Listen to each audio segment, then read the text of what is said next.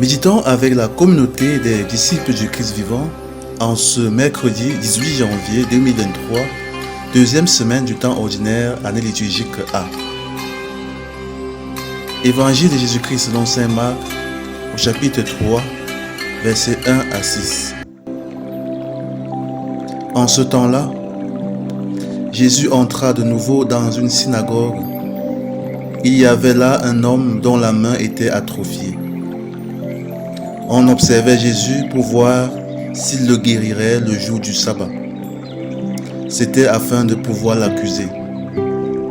Il dit à l'homme qui avait la main atrophiée, « Lève-toi, viens au milieu. » Et s'adressant aux autres, « Est-il permis le jour du sabbat de faire le bien ou de faire le mal, de sauver une vie ou de tuer ?»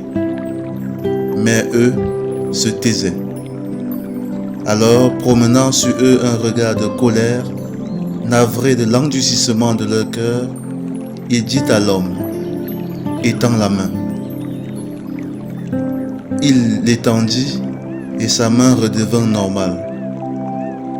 Une fois sortis, les pharisiens se réunirent en conseil avec les partisans d'Hérode contre Jésus pour voir comment le faire périr. Acclamons la parole de Dieu.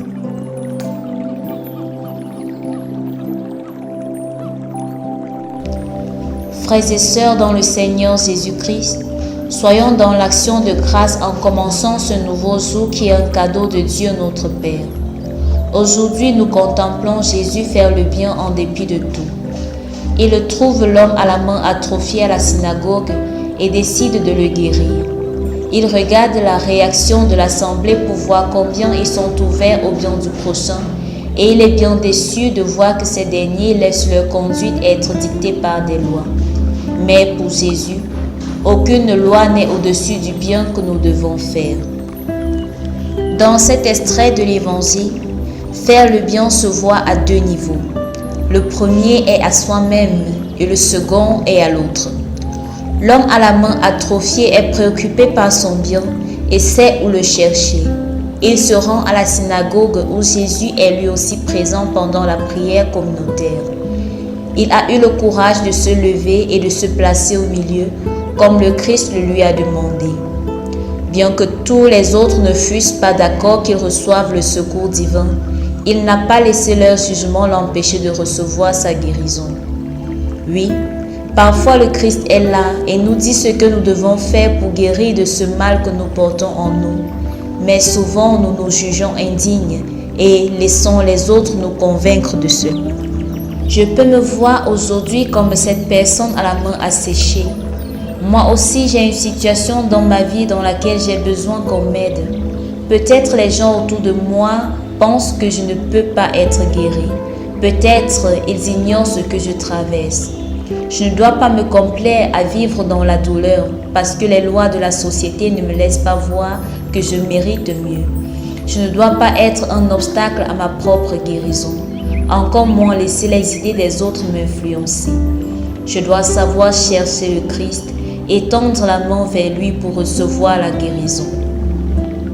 Ensuite, je me positionne du côté de ceux qui observaient la scène. Qu'est-ce que je pense quand je vois une personne en difficulté? Qu'est-ce que je ressens? Est-ce que je pense qu'elle mérite sans doute ce qui lui arrive? Ou est-ce que je réfléchis aux possibilités de lui venir en aide? À la synagogue, Jésus ne demandait pas aux gens qui étaient présents de guérir le malade. Il demandait seulement qu'ils se montrent compatissants.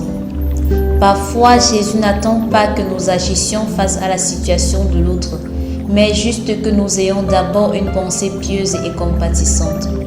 Mais parfois, bien que ce ne soit pas nous qui agissons, nous sommes contre le bien dont l'autre est bénéficiaire.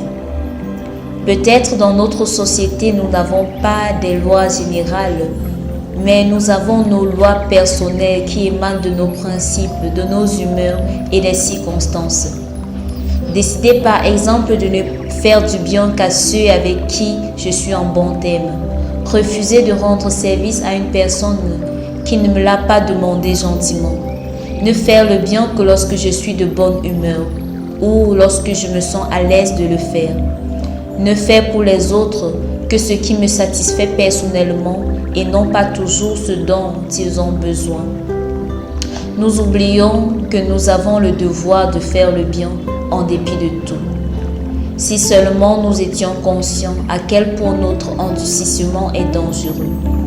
Car pour Jésus, faire le bien est égal à sauver une vie et faire le mal est similaire à tuer. Alors, ces questions s'adressent également à moi aujourd'hui.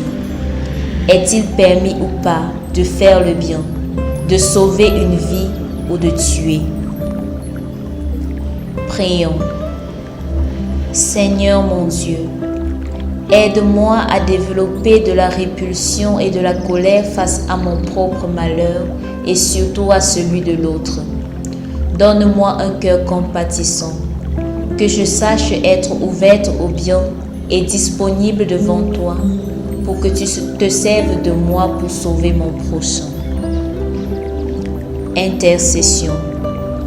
Pour toutes les personnes qui portent des blessures en elles et qui ont peur de s'ouvrir et d'en parler, donne-leur, Seigneur, une confiance totale en toi. Donne-leur de croire en leur guérison et de se rendre dans les lieux indiqués, de se tourner vers les personnes indiquées pour recevoir cette guérison.